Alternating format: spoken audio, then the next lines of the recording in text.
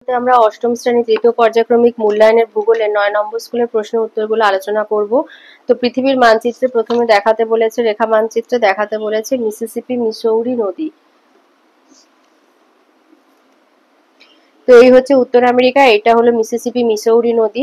এরপরে দেখাতে প্রথমে আছে আন্দিজ পর্বত, এইখানটা এটা হলো আন্দিজ পর্বত।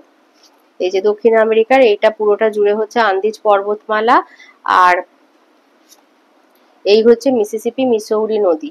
এরপরে রয়েছে পম্পাস তৃণভূমি, এই হলো পম্পাস তৃণভূমি।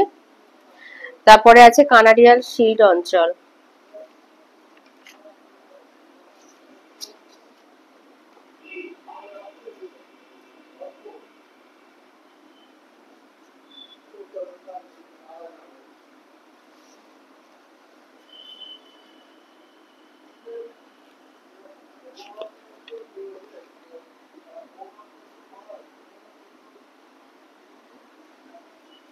এই হচ্ছে কানাডিয়ান শিল্ড অঞ্চল, এই যে বেগুনি কালারের এটা হচ্ছে কানাডিয়ান শিল্ড অঞ্চল। আর রয়েছে টিটিকাকার হ্রদ।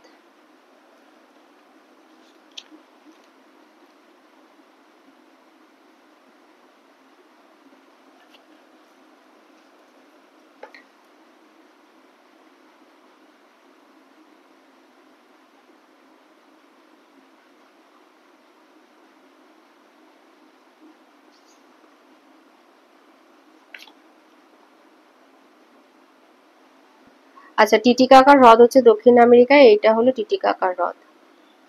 তাহলে এবারে আমরা দুইয়ের উত্তরে আসি। দুইয়ের আয়তে বলেছে মহাসাগরীয় ভূত্বক যে শিলা দ্বারা গঠিত তা হলো ব্যাসল্ট। দুই, অ্যান্থ্রাসাইট কয়লা রূপান্তরিত হয়ে সৃষ্টি হয় গ্রাফাইট।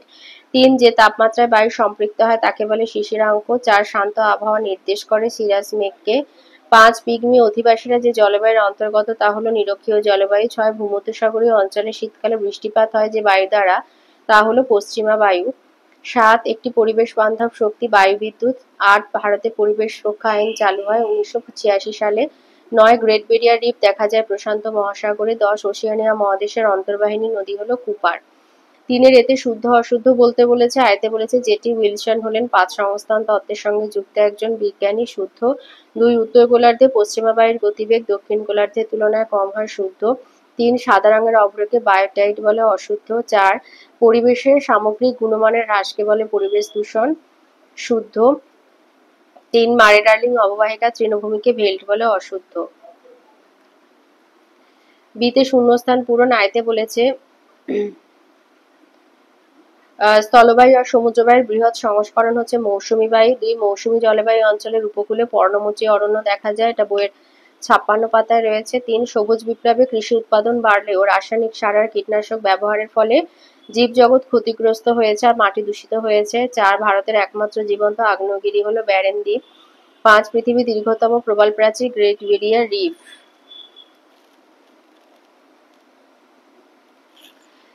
সিতে আছে স্তম্ভ মেলানো, আয়তে ভূমধ্যসাগরের আলোকস্তম্ভ স্ট্রমলি। দুই, মায়ানমারের মৃত আগ্নেয়গিরি মাউন্ট পোপা। নিরক্ষীয় শান্ত বলে আইটিসি জেট। চেরনোবিল হচ্ছে ইউক্রেন, তুন্দ্রা জলবায়ু সাইবেরিয়া। ডি এর আয়তে বলেছে ভারতের কোথায় কোথায় উষ্ণ প্রস্রবণ আছে। ভারতের উষ্ণ প্রস্রবণ আছে হিমাচল প্রদেশের মণিকরণে, জম্মু কাশ্মীরের চুমাথাং, পশ্চিমবঙ্গের বক্রেশ্বর, গুজরাটের কাম্বে, উত্তরাঞ্চলের তপোবন, মহারাষ্ট্রের জলগাঁওতে।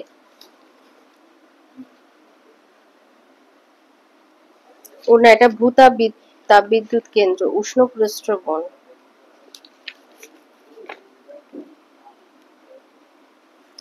আচ্ছা, উষ্ণ প্রস্রবণ হচ্ছে পশ্চিমবঙ্গের বক্রেশ্বর আর বিহারের রাজগিরে আর কি উষ্ণ প্রস্রবণ দেখা যায়, ওটা ভূতাপ বিদ্যুৎ কেন্দ্র হয়ে গেছে। দুই, বলেছে মাটি সৃষ্টির পূর্বের ক্ষয়প্রাপ্ত শিলাচূর্ণকে বলে রেগোলিথ। দুই, তিন, ভারতের খনিজ সম্পদের ভান্ডার ছোটনাগপুর মালভূমিকে বলে, এটা বইয়ের 77 পাতায় আছে। চার, বায়ুপ্রবাহের গতিবেগ কোন যন্ত্র দ্বারা মাপা হয়, অ্যানিমোমিটার। পাঁচ, নিউজিল্যান্ডের উচ্চতম শৃঙ্গের নাম মাউন্ট কুক। চারের আয়তে বলেছে অন্তঃকেন্দ্র মণ্ডল বলতে কি বোঝো।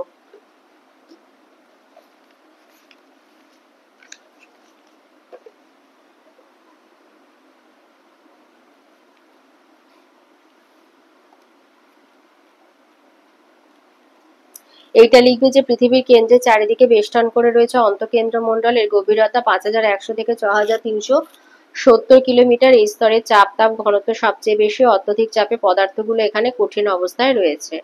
2 নম্বরের আছে, একটুখানি লিখতে হবে। 2 দিয়েছে মহাসঞ্চারণ ধারণা কি?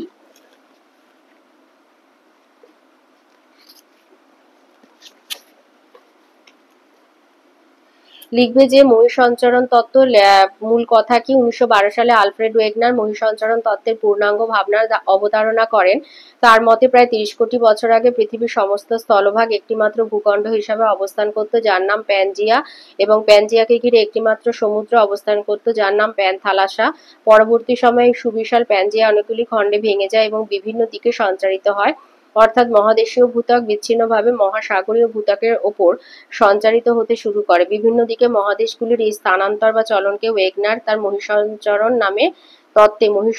নামে অভিহিত করেন। 2-3 বলেছে ভূমিকম্পের কেন্দ্র কাকে বলে?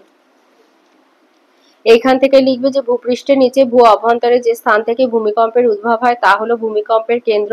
অধিকাংশ ভূমিকম্পের কেন্দ্র ভূপৃষ্ঠ থেকে 50 থেকে 100 কিমি গভীরে হয়ে থাকে। 4 দিয়েছে পাললিক শিলায় জীবাশ্ম দেখা যায় কেন?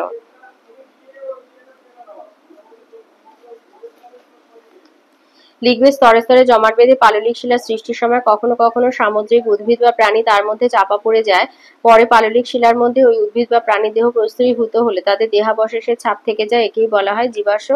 অশ্ব কথার অর্থ হলো পাথর, তাই পাললিক শিলায় জীবাশ্ম দেখা যায়। 5 দিয়েছে বাম্পি ক্লাউড কাকে বলে?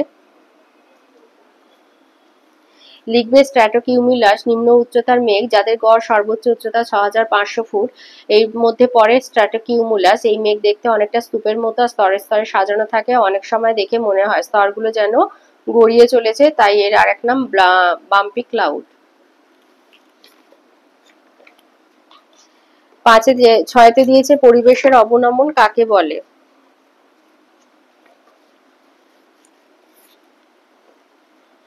লিখবে পরিবেশের অবনমন হচ্ছে পরিবেশের গুণমান হ্রাস পাওয়া। পরিবেশের এই গুণমান হ্রাসের ফলে জল, বায়ু, মৃত্তিকা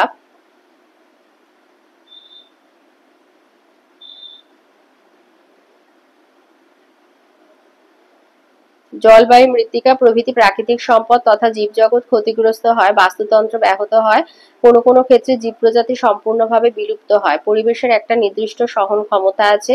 বিভিন্ন প্রাকৃতিক ও মনুষ্যসৃষ্ট কারণে পরিবেশের গুণমান হ্রাস পেয়ে এমন এক অবস্থার সৃষ্টি হয় যে তার ভারসাম্য এবং কার্যকরী ক্ষমতা ভেঙে পড়ে। হোমিওস্ট্যাটিক ব্যবস্থার মাধ্যমে পরিবেশে আর সহজে পূর্বাবস্থায় ফিরে আসতে পারে না, যেমন অতিরিক্ত পরিমাণে অরণ্য বিনাশের ফলে ভূমিক্ষয়, বন্যা, জীববৈচিত্র্য হ্রাস, মরুভূমি প্রসারের মাধ্যমে পরিবেশের সামগ্রিক অবনমন ঘটে। 2 বলেছে ঘূর্ণাবাত, 7 দিয়েছে পার্কল্যান্ড সাভানা কি? লিখবে অস্ট্রেলিয়ার উত্তরে কম বৃষ্টিপাত যুক্ত অঞ্চলে বড় বড় ঘাস জন্মায়। অস্ট্রেলিয়ার এই অঞ্চল পার্কল্যান্ড সাভানা নামে পরিচিত। এই তৃণভূমিতে মাঝে মাঝে ইউক্যালিপটাস জুড়া জাতীয় গাছ দেখা যায়। এবারে 5 আসি। 5 আয়তে বলেছে ক্রান্তীয় অঞ্চলে মহাদেশে পশ্চিম দিকে পৃথিবীর অধিকাংশ মরুভূমির সৃষ্টি হয়েছে কেন?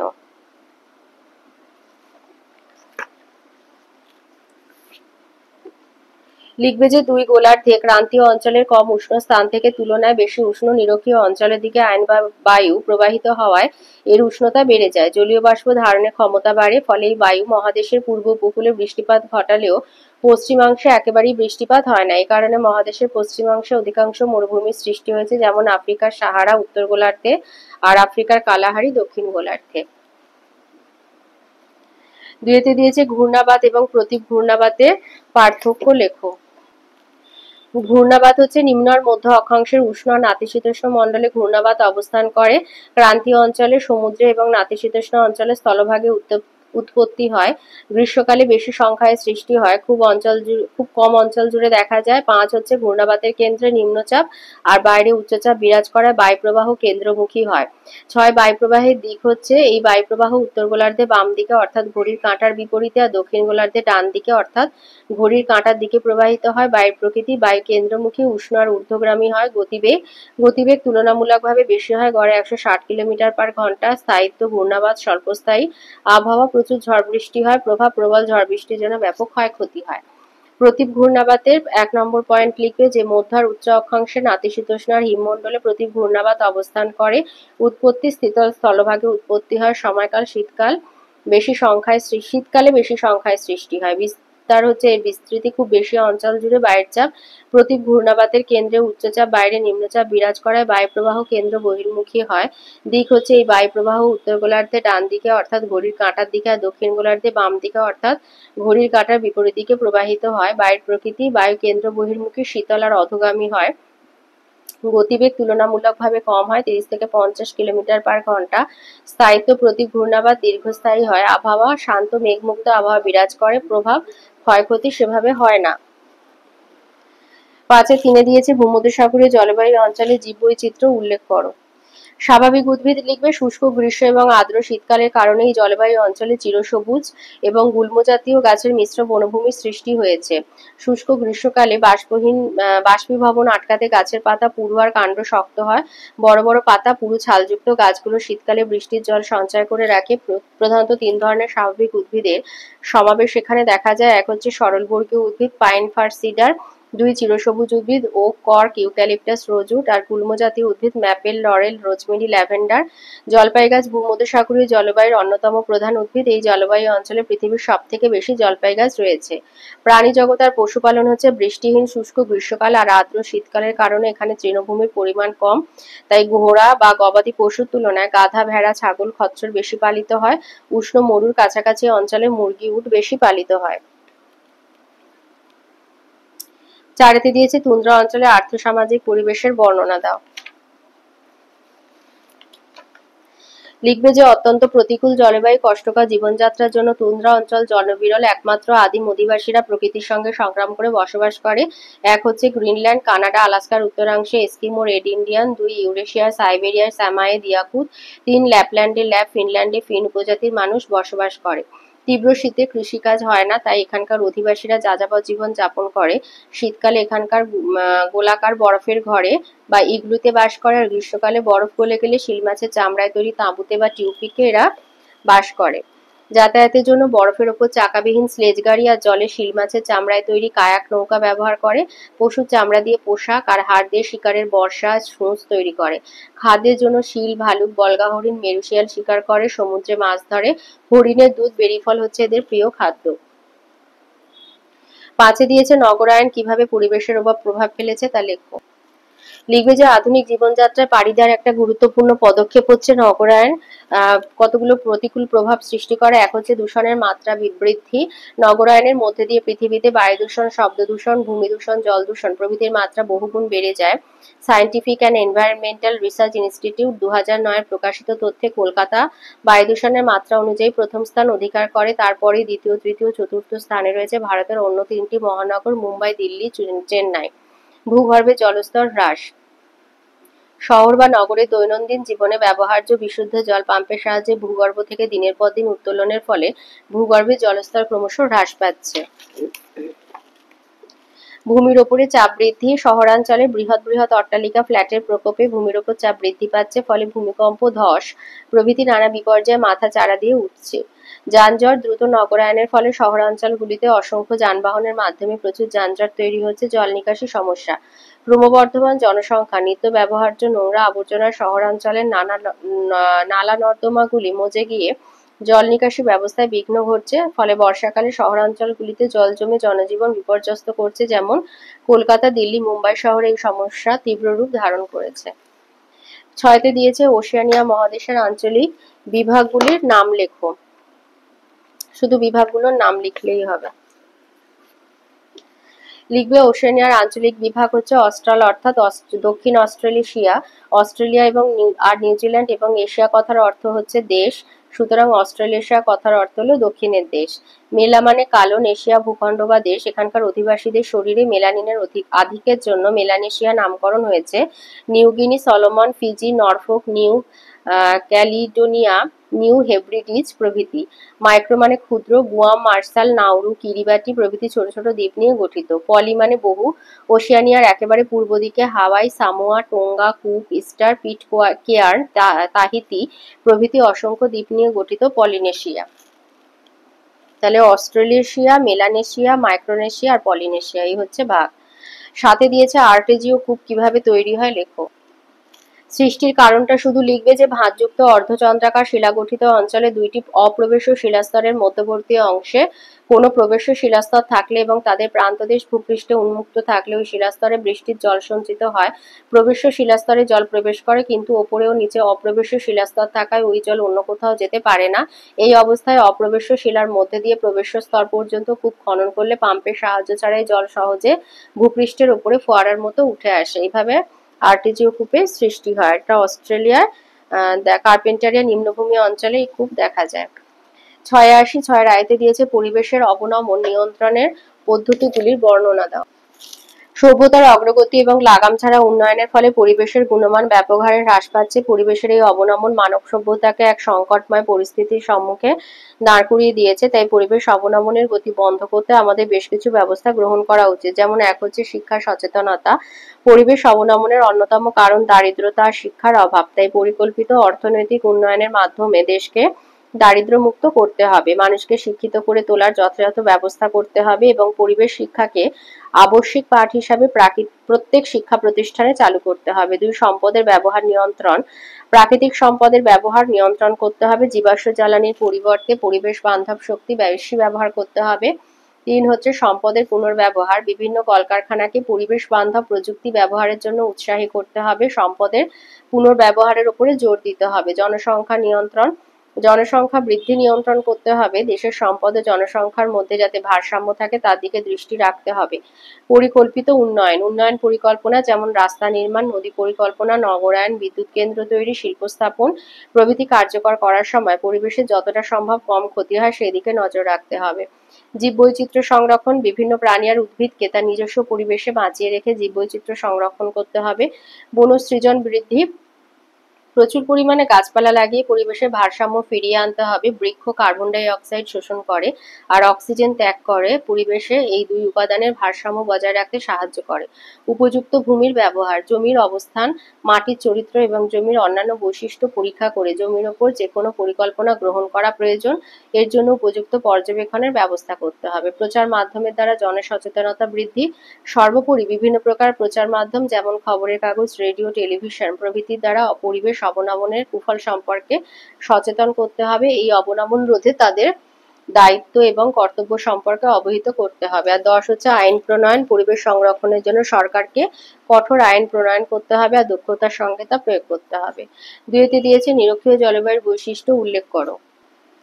লিখবে যে উষ্ণতা এই অঞ্চলে সারা বছর সূর্যরশ্মি লম্বভাবে পড়ে, ফলে উষ্ণতা সবসময় বেশি। বার্ষিক গড় উষ্ণতা 27 ডিগ্রি সেলসিয়াস।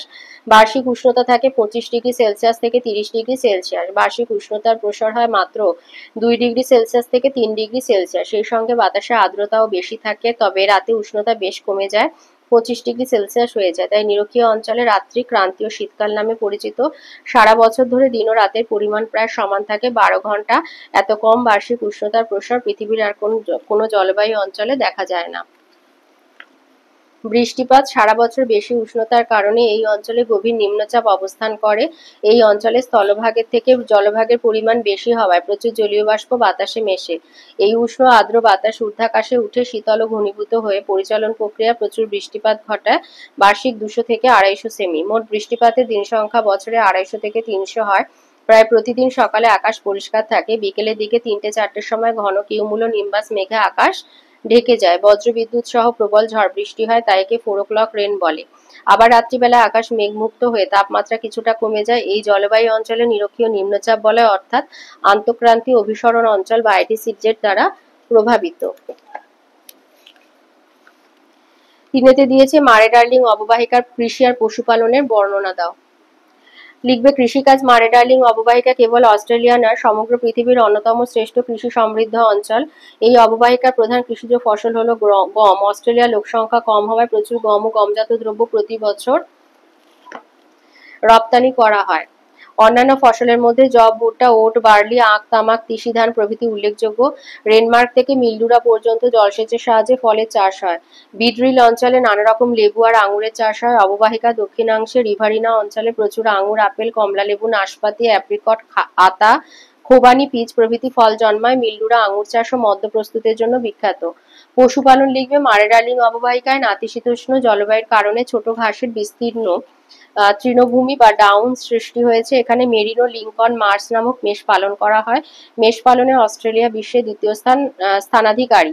2 হচ্ছে অববাহিকার পূর্বভাগে দীর্ঘ ঘাসযুক্ত অঞ্চলে গবাদি পশু পালন করা হয়। এই সমস্ত চারণভূমিতে প্রধান দুগ্ধপ্রদায়ী গবাদি পশু যেমন জার্সি, হলস্টিন প্রভৃতি পালন করা হয়। 3 উত্তরের কুইন্সল্যান্ড এবং দক্ষিণ পূর্বের নিউ সাউথ ওয়েলস প্রদেশে মাংস প্রদায়ী গবাদি পশু পালন করা হয়। পশু পালনের উপর নির্ভর করে এখানে পশম, দুধ এবং দুগ্ধজাত শিল্পেরও ব্যাপক বিকাশ লাভ ঘটেছে।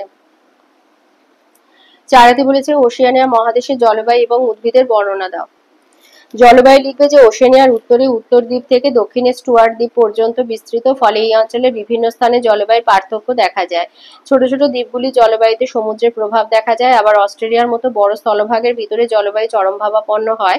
এই পার্থক্যের জন্য মহাদেশকে কয়েকটি জলবায়ু অঞ্চলে ভাগ করা হয়। নিরক্ষীয় জলবায়ু অঞ্চল মেলানেশিয়া, পলিনেশিয়া, মাইক্রোনেশিয়া দ্বীপপুঞ্জগুলোতে নিরক্ষীয় জলবায়ু দেখা যায়। সারা বছর তাপমাত্রা 28°C আর বৃষ্টিপাত 200 সেমি এখানকার জলবায়ুর বৈশিষ্ট্য। ক্রান্তীয় মৌসুমী জলবায়ু অস্ট্রেলিয়ার উত্তর ও উত্তর পূর্বাংশে এই জলবায়ু দেখা যায়। এখানে শীতকাল শীতল আর শুষ্ক, আর গ্রীষ্মকালে মৌসুমী বায়ুর প্রভাবে বৃষ্টিপাত হয়। বাৎসরিক গড় বৃষ্টিপাত 150 সেমি। নাতিশীতোষ্ণ জলবায়ু অস্ট্রেলিয়ার মারে ডার্লিং অববাহিকা এবং পূর্ব উপকূলের ব্রিসবেনে এই জলবায়ু লক্ষ্য করা যায়। এখানকার উপকূল অঞ্চলে সারা বছর আয়ন বায়ু, গ্রীষ্মকালে আর শীতকালে পশ্চিমা বায়ুর প্রভাবে বৃষ্টিপাত হয়। ভূমধ্যসাগরীয় জলবায়ু অস্ট্রেলিয়ার উপকূল বরাবর পার্থ এবং অ্যাডিলেড অঞ্চলে এই জলবায়ুর প্রভাব রয়েছে। এখানে পশ্চিমা বায়ুর প্রভাবে শীতকালে বৃষ্টি হয়। বাৎসরিক গড় বৃষ্টিপাত হচ্ছে 75 সেমি। গ্রীষ্মকাল উষ্ণ। ক্রান্তীয় মরু আর মরুপ্রায় জলবায়ু অস্ট্রেলিয়ার মধ্য আর পশ্চিমাংশের এই জলবায়ু অঞ্চলে বৃষ্টি হয় না বললেই চলে। বার্ষিক গড় বৃষ্টিপাত 25 সেমির কম। গ্রীষ্মকাল বেশ উষ্ণ আর শীতকাল শীতল। ব্রিটিশ জলবায়ু দক্ষিণ পূর্ব অস্ট্রেলিয়া, তাসমানিয়া, নিউজিল্যান্ডে এই জলবায়ু দেখা যায়। গ্রীষ্মকাল হালকা উষ্ণ, প্রায় 15°C উষ্ণতা থাকে, আর শীতকাল বেশ শীত 5°C। পশ্চিমা বায়ুর প্রভাবে এখানে সারা বছর প্রচুর বৃষ্টি হয়, প্রায় 200 সেন্টিমিটার। স্বাভাবিক উদ্ভিদ লিপে জলবায়ু তারতম্যের কারণে ওশেনিয়ার বিভিন্ন অঞ্চলের বনভূমির পার্থক্য দেখা যায়। ক্রান্তীয় চিরহরিৎ অরণ্য মেলানেশিয়া, মাইক্রোনেশিয়া আর পলিনেশিয়ার বিভিন্ন দ্বীপে উষ্ণতা আর আর্দ্রতা বেশি হওয়ায় ঘন চিরহরিৎ বনভূমির সৃষ্টি হয়েছে। এখানে মেহগনি, পাম, এবনি প্রভৃতি গাছ জন্মায়। ক্রান্তীয় পর্ণমোচী অরণ্য অস্ট্রেলিয়ার উত্তর ও উত্তর পূর্ব দিকে মৌসুমী জলবায়ুর প্রভাবে পর্ণমোচী জাতীয় বনভূমি দেখা যায়। পাম, বার্চ, সিডার, বাঁশ এখানে জন্মায়। নাতিশীতোষ্ণ অরণ্য হচ্ছে পূর্ব অস্ট্রেলিয়া, তাসমানিয়া, নিউজিল্যান্ডে বৃহৎ পাতাযুক্ত নাতিশীতোষ্ণ পর্ণমোচী গাছ দেখা যায়। এরা শীতের আগে পাতা ঝরিয়ে দেয়। ওক, ম্যাপল, পপলার, এলম এখানকার প্রধান প্রধান উদ্ভিদ। ক্রান্তীয় তৃণভূমি অস্ট্রেলিয়ার উত্তরে কম বৃষ্টিপাতযুক্ত অঞ্চলে বড় বড় ঘাস জন্মায়। অস্ট্রেলিয়ার এই অঞ্চল পার্কল্যান্ড সাভানা নামে পরিচিত। এই তৃণভূমিতে মাঝে মাঝে ইউক্যালিপটাস জুড়া জাতীয় গাছ দেখা যায়। নাতিশীতোষ্ণ তৃণভূমি গ্রেট ডিভাইডিং রেঞ্জের পশ্চিম দিকে মারে ডার্লিং অববাহিকায় ছোট ছোট ঘাসের বিশাল তৃণভূমি দেখা যায়। এই তৃণভূমি ডাউন্স নামে পরিচিত। মরু উদ্ভিদ হচ্ছে অস্ট্রেলিয়ার পশ্চিমের মরুভূমি অঞ্চলে কম বৃষ্টিপাতের কারণে ক্যাকটাস, মালাকার, লবণাম্বু, ঝোপঝাড় প্রভৃতি জন্মায়। ভূমধ্যসাগরীয় উদ্ভিদ অস্ট্রেলিয়ার দক্ষিণাংশে বিক্ষিপ্তভাবে এই বনভূমি গড়ে উঠেছে। জারা, কারি, ব্লুগাম প্রভৃতি হচ্ছে প্রধান উদ্ভিদ। 5 দিয়েছে এখানে একটা ছবি আঁকতে বলেছে অন্দরমহলের ছবি অথবা পৃথিবীর বায়ুচাপ বলা এবং নিয়ত বায়ু প্রবাহের ছবি আঁকতে বলেছে। তো পৃথিবীর অন্দরমহলের ছবি এই ছবিটা দিয়ে দেবে, এই ছবিটা দেবে, এটা বইতেও আছে, এই ছবিটা দেবে। আর যেটা অথবাতে যেটা দিয়েছে যে নিয়ত বায়ু প্রবাহ,